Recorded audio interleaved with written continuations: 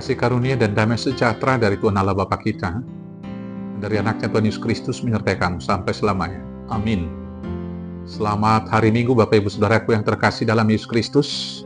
Dengarkan firman Tuhan hari ini dalam Minggu Rogate, yaitu Yeremia 29 ayat 7 sampai dengan 14. Demikianlah firman Tuhan. Usahakanlah kesejahteraan kota kemana kamu aku buang, dan berdoalah untuk kota itu kepada Tuhan, sebab kesejahteraannya adalah kesejahteraanmu. Sungguh beginilah firman Tuhan semesta alam, Allah Israel. Janganlah kamu diperdayakan oleh nabi-nabimu yang ada di tengah-tengahmu, dan oleh juru-juru tenungmu. Dan janganlah kamu dengarkan mimpi-mimpi yang mereka mimpikan, sebab mereka bernubuat palsu kepadamu. Demi namaku, aku tidak mengutus mereka. Demikianlah firman Tuhan. Sebab beginilah firman Tuhan, apabila telah genap 70 tahun bagi Babel, barulah aku memperhatikan kamu. Aku akan menepati janjiku itu kepadamu dengan mengembalikan kamu ke tempat ini. Sebab aku ini mengetahui rancangan-rancangan apa yang ada padaku mengenai kamu. Demikianlah firman Tuhan, yaitu rancangan damai sejahtera dan bukan rancangan kecelakaan, untuk memberikan kepadamu hari depan yang penuh harapan. Dan apabila kamu berseru dan datang untuk berdoa kepadaku, maka aku akan mendengarkan kamu. Apabila kamu mencari aku, kamu akan menemukan aku. Apabila kamu menanyakan aku dengan segenap hati, aku akan memberi kamu menemukan aku. Demikianlah firman Tuhan. Dan aku akan memulihkan keadaanmu, dan akan mengumpulkan kamu dari antara segala bangsa dan dari segala tempat kemana kamu telah kucerai-beraikan. Demikianlah firman Tuhan. Dan aku akan mengembalikan kamu ke tempat yang dari mana aku telah membuang kamu. Demikianlah firman Tuhan. Bapak Ibu Saudaraku yang terkasih dalam Yesus Kristus, minggu kita hari ini adalah Minggu Rogate. Rogate artinya berdoa. Berdoa bagi setiap orang percaya adalah wajib, karena doa itu adalah napas hidup orang beriman. Dan relevan dengan ini ada lagu dari anak-anak sekolah minggu yang berkata, baca kitab suci, doa tiap hari kalau mau tumbuh, kalau mau tumbuh. Iman yang bertumbuh dan yang sehat haruslah iman yang dibangun dengan doa dan komunikasi yang tetap dengan Tuhan. Dalam hal berdoa, walau kita sudah sangat lama menjadi orang Kristen, kita harus berulang-ulang diingatkan. Dan untuk mengetahui bagaimana berdoa yang sebenarnya, mari kita menyimak ajaran Tuhan Yesus tentang berdoa dari Matius 6 ayat 5-15. Di dalam Matius 5-15 ini, Tuhan Yesus mengajar kita supaya kita berdoa di dalam iman. Berdoa harus dengan keyakinan. Berdoa harus dengan iman bahwa Tuhan kita itu mendengarkan dan mau memperhatikan doa-doa kita. Di dalam Yakobus 5:16b dikatakan demikian, doa orang yang benar bila dengan yakin didoakan sangat besar kuasanya.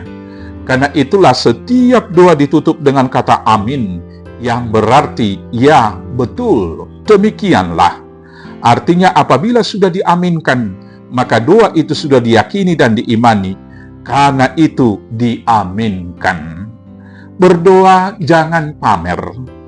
Bapak Ibu Saudaraku yang terkasih, di dalam Matius 6 ayat 5-6, Tuhan Yesus berkata demikian, dan apabila kamu berdoa, janganlah berdoa seperti orang munafik.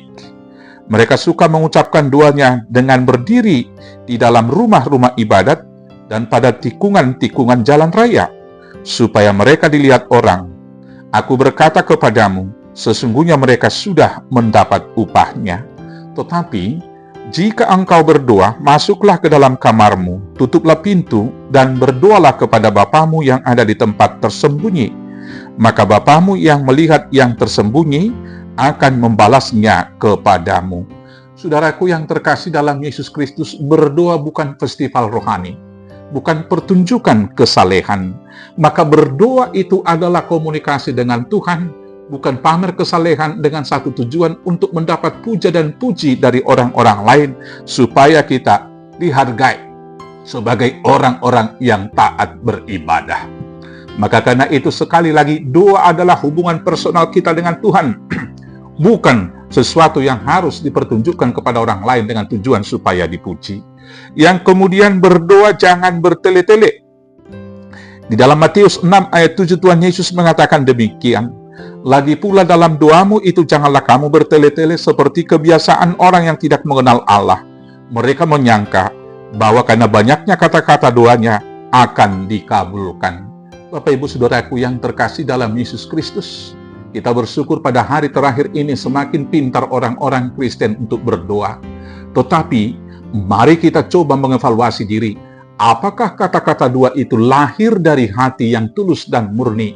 Ataukah satu tujuan kata-kata itu begitu puitis dan panjang supaya sekali lagi dinilai orang spiritualitas dia bagus dan kemudian juga supaya dipuji oleh orang lain?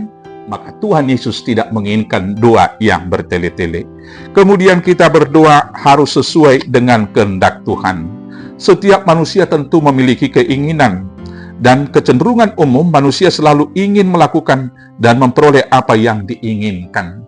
Faktanya, tidak semua keinginan selaras dengan kenyataan. Dan tentunya tidak semua yang kita inginkan baik untuk diri kita sendiri. Maka karena itu dalam berdoa, biarlah kita berdoa seturut dengan kehendak Tuhan.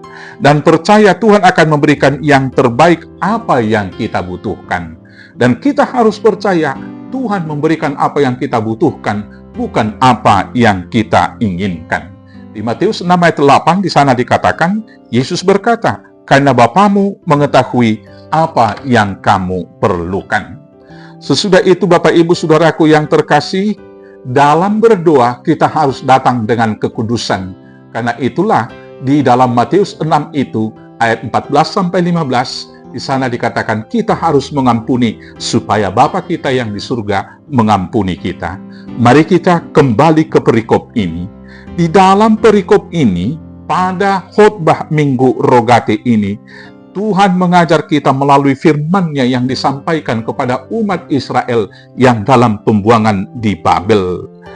Mereka dikatakan di sana supaya senantiasa mengikuti kehendak Tuhan dan mengikuti rancangan-Nya walau tidak sesuai dengan pikiran dan keinginan mereka. Tentunya Bapak Ibu Saudaraku yang terkasih, pembuangan itu adalah satu hukuman yang dari Tuhan. Maka umat yang terbuang itu tentu mengalami shock mental. Mereka berpikir dan beranggapan bahwa Tuhan telah meninggalkan mereka. Sebagian dari mereka putus asa dan hilang iman kepada Tuhan Allah. Dan tentu sebagian mereka juga membenci Nebukadnezar dan Babilonia dan tentu berusaha melakukan pemberontakan. Dalam situasi yang demikian, di dalam pembuangan masih ada nabi-nabi yang bernubuat palsu. Di pasal 28 ayat 2-3, nabi palsu Hanania bangkit dan bernubuat berkata demikian, beginilah firman Tuhan semesta alam, Allah Israel akan mematahkan kuk Raja Babel itu. Di dalam 2 tahun ini, aku akan mengembalikan ke tempat ini segala perkakas rumah Tuhan yang telah diambil dari tempat ini oleh Raja Nebukadnezar, Raja Babel, dan yang diangkutnya ke Babel. Bapak Ibu Saudaraku yang terkasih dalam Yesus Kristus, nubuatan ini di satu sisi tentunya menyenangkan hati orang-orang Israel, karena mereka terbuang hanya 2 tahun saja. Tetapi sekali lagi, Tuhan menegaskan bahwa nubuatan itu adalah nubuatan palsu. Karena dalam perikop bacaan kita di ayat 10 dikatakan, sebab beginilah firman Tuhan, apabila telah genap 70 tahun bagi Babel, barulah aku memperhatikan kamu. Maka nubuatan itu hanya mimpi-mimpi yang menghibur, yang menyesatkan bagi orang Israel. Dalam situasi yang demikian, Allah berbicara kepada umat Israel melalui Nabi Yeremia dengan mengatakan dan mengajar kepada mereka yang pertama, ikuti rencana Tuhan. Pembuangan dalam perspektif umat Israel adalah rancangan kecelakaan. Karena itu sebagian umat Israel tidak mau ikut diangkut ke Babel. Tetapi dalam perspektif dan rancangan Tuhan, pembuangan ke Babel adalah rancangan damai sejahtera yang akan memberikan hari depan yang penuh harapan. Di ayat 11, firman Tuhan berkata demikian, "Sebab aku ini mengetahui rancangan-rancangan apa yang ada padaku mengenai kamu." Demikianlah firman Tuhan, itu rancangan damai sejahtera dan bukan rancangan kecelakaan, untuk memberikan kepadamu hari depan yang penuh harapan. Pembuangan adalah untuk membentuk masa depan yang baik bagi Israel. Yang kedua, umat Israel harus mendoakan kota Babel, tempat mereka dibuang. Di ayat 7 dikatakan demikian, "Usahakanlah kesejahteraan kota kemana kamu aku buang, dan berdoalah untuk kota itu kepada Tuhan, sebab kesejahteraannya adalah kesejahteraanmu juga." Artinya umat Israel jangan membenci dan dendam kepada Babilonia dan kepada Raja Nebukadnezar, tetapi malah mendoakan kesejahteraannya, karena kesejahteraan kota di tempat di mana mereka tinggal adalah kesejahteraan mereka juga. Bapak Ibu Saudaraku, dalam konteks Indonesia, bukankah kita sering merasa seperti terbuang? Mendirikan rumah ibadah adalah sesuatu yang sulit. Sekarang ini menjadi perenungan bagi kita. Bagaimana kita mendoakan Republik Indonesia ini, mendoakan daerah tempat di mana kita tinggal, mendoakan pemerintah-pemerintahnya, supaya diberkati oleh Tuhan. Karena kesejahteraan kota itu juga sekaligus juga menjadi kesejahteraan bagi kita. Dan tugas-tugas orang percaya adalah dimanapun ditempatkan, kita harus menjadi berkat. Walau hanya sedikit, walau hanya meniretas, tetapi kehadiran orang percaya di tempat, desa, kota, dan di dalam negara, kehadiran kita harus menjadi berkat dan membawa kesejahteraan. Dengan demikian tentunya nama Tuhan kita dipermuliakan melalui berkat yang tersalur dalam kehidupan kita. Yang ketiga, tetaplah berdoa dan mencari Tuhan. Apabila umat Israel mengikuti rancangan Tuhan, maka Tuhan akan mendengarkan mereka dan berkenan untuk ditemui oleh mereka. Di ayat 12-14 dikatakan demikian, "Dan apabila kamu berseru dan datang untuk berdoa kepadaku, maka aku akan mendengarkan kamu. Apabila kamu mencari aku, kamu akan menemukan aku. Apabila kamu menanyakan aku dengan segenap hati. Aku akan memberi kamu menemukan aku," demikianlah firman Tuhan, "dan aku akan memulihkan keadaanmu, dan akan mengumpulkan kamu dari antara segala bangsa dan dari segala tempat kemana kamu telah kucerai-beraikan. Demikianlah firman Tuhan, aku akan mengembalikan kamu ke tempat yang dari mana aku telah membuang kamu." Tuhan akan menjawab dan mau ditemui kalau kita mengikuti jalan dan kehendak-Nya. Karena itu Bapak Ibu Saudaraku yang terkasih, mari di dalam kehidupan ini kita ikuti rancangan Tuhan. Walau rancangan-rancangan itu sering sekali tidak sesuai dengan keinginan kita, tapi yakin dan percayalah, rancangan Tuhan adalah rancangan damai sejahtera. Dan mari kita introspeksi diri, semua yang kita inginkan belum tentu membawa kebaikan bagi kita. Tetapi semua yang kita butuhkan pasti akan disediakan oleh Tuhan. Dan rancangan Tuhan adalah rancangan terbaik dalam hidup kita. Karena itu, mari kita ikuti rancangan Tuhan. Yang kedua, berdoalah dengan tulus dan tentunya dalam iman. Saudaraku yang terkasih dalam Yesus Kristus, berdoa dengan tulus kepada Tuhan adalah dari segenap hati kita, dengan kekudusan, dengan mau mengampuni sesama kita, mendoakan orang-orang yang menyakiti, mendoakan negara, mendoakan daerah, mendoakan desa, mendoakan pemerintah-pemerintah tempat di mana kita tinggal. Yang kemudian Bapak Ibu Saudaraku yang terkasih, doa yang didengar Tuhan adalah doa yang dilakukan di dalam iman dan yang berserah pada kehendak Tuhan. Karena itu, tetaplah berdoa. Tuhan Yesus memberkati. Amin. Kita bersatu dalam doa. Terima kasih Bapa yang baik atas kasih setiamu, yang merancangkan rancangan damai sejahtera dalam kehidupan kami, dan menyediakan masa depan yang lebih cerah dan lebih baik dalam hidup kami.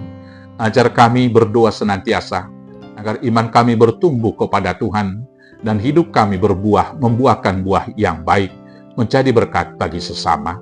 Inilah doa kami di dalam nama Yesus Kristus, Tuhan Juru Selamat kami yang hidup.